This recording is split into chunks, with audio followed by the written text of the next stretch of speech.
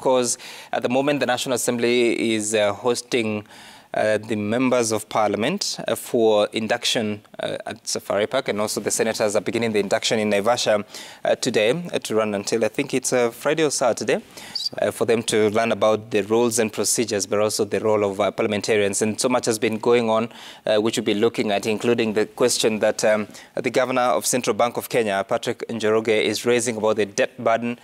But in the meantime, looking at, we had a conversation yesterday about who is in the minority, who is in the majority. And of course, opinion is divided. Do you now have a better answer, Mheshimiwa Jared Okello, who should be in the majority? Well, my answer is simple, and it is coming from the Constitution. Mm-hmm. If you read Article 108, Sub-Article 1, it says there shall be a leader of majority party and a leader of minority party. And the leader of majority party shall be the person who is the leader in the National Assembly of the largest party or coalition of parties. And Sub-Article 3 says the leader of the minority party, which now belongs to my friends sandwiching me here, shall be the person who is the leader in the National Assembly of the second largest party or coalition of parties. Allow me also to, because I have my standing orders, I brought it purposely because I do not want to speak off the cuff, lest I am cited differently. But let me take you to my standing order number 19 so that this question can be put to rest, and it can also guide my colleagues who are watching this. Standing Order 19, 1 and 2 says, pursuant to Article 108, which I just read, of the Constitution, there shall be a leader of the majority party and a leader of the minority party. 2 says the leader of the majority party shall be the person who is the leader in the National Assembly of the largest party or coalition of parties. And number 3, the leader of the minority shall be the person who is the leader in the National Assembly of the second largest party or coalition of parties. And then I want to take us to 19A.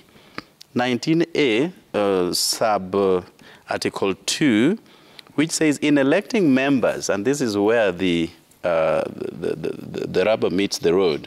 Under paragraph 1, the largest party or coalition of parties in the National Assembly shall take into account A, any existing coalition agreement entered into pursuant to the Political Parties Act.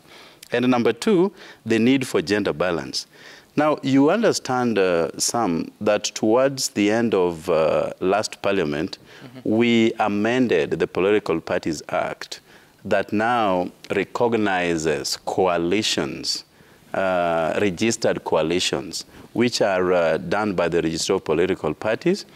And the coalition agreements are deponed and submitted to the Register of Political Parties. Now, we received a letter on the 7th of September 2022 from the Register of Political Parties, and she ably highlighted which political parties belong to which coalitions. Now, this came as a result of the agreements that were submitted to her way before the elections. And Azimio One Kenya coalition with 26 parties and Kenya Kwanza coalition with 15 political parties, some of which actually joined on the 5th of September 2022, like DP, the National Agenda Party of Kenya, Grand Development Party, and so forth. So they joined barely 3 days before the elections. So when we received this letter from the Register of Political Parties on which political parties belong to what coalitions, we did a computation. And Azimio One Kenya Alliance has 169 members of parliament, and Kenya Kwanza has 158 members of parliament, as per the agreement. 158 versus? 169. So basically then, it says that, you know, Azimio has the majority in the House. So there is a very elaborate process on how one would trigger an exit to registrar of political parties. And we said in that agreement that one is allowed to exist 3 months after the election, but you could not exit the stage 6 months before the election. And besides the 3 months, you must give a notice to both registrar of political parties and the Azimio Council 90 days before you exit. So far, we received last week 2 letters of intent to exit from 2 political parties. I think POW was one of them. The other one I'm forgetting. So we count 90 days from last week when we received that kind of notification. But you also remember that some of these parties have gone to court to challenge their stay within Azimio, because they understand the import of the agreements that they signed. So I don't think there is any contestation. And you know, this is very... Before you carry on, I want to just subject this to Honorable Koech and Honorable Kuria. Then, because I hear the conversation from Kimani Ichung'wah, the designated leader of the Kenya Kwanza Alliance within the National Assembly, is that Azimio is a coalition political party, not a coalition. I mean, how are you using that argument to say that then Kenya Kwanza is the only coalition, the larger coalition? Thanks. Thank you, Sam. First of all, I think I like the way Jared is using a lot of English to describe the same thing. Because number one, these guys with the Political Amendment Act that we even resisted, they hang themselves. Because one, Azimio is a political party. ODM is a political party. In fact, today, ODM can exit Azimio with 0 consequence because the other one is a party. Now, the question that we took to court at that time was to find out if a party can form another party.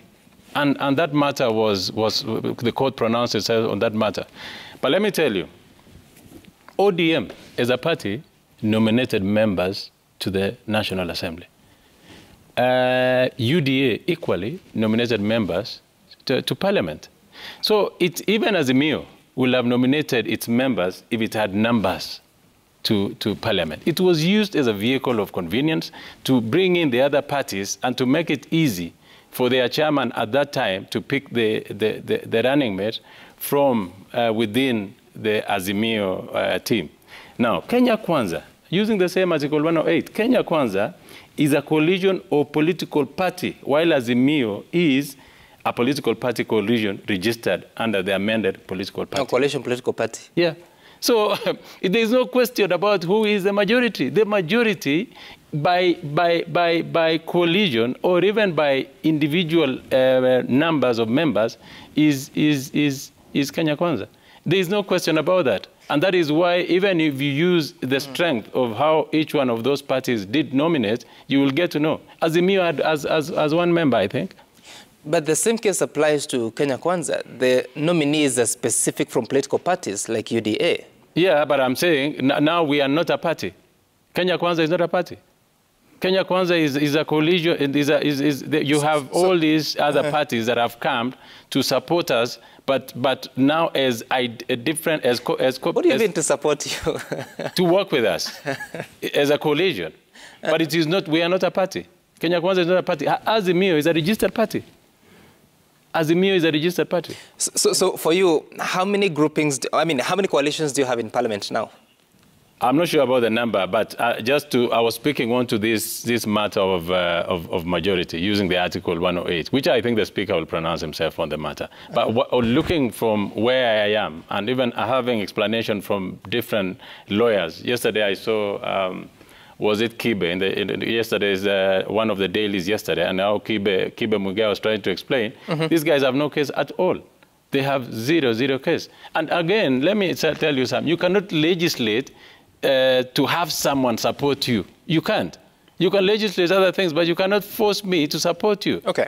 I want us to take a short break. When you come back, I listen to Honorable Kimani Kuria here on his perspectives about this, should I say, stubborn question that Speaker Wetangula says is yet to reach his table after the break.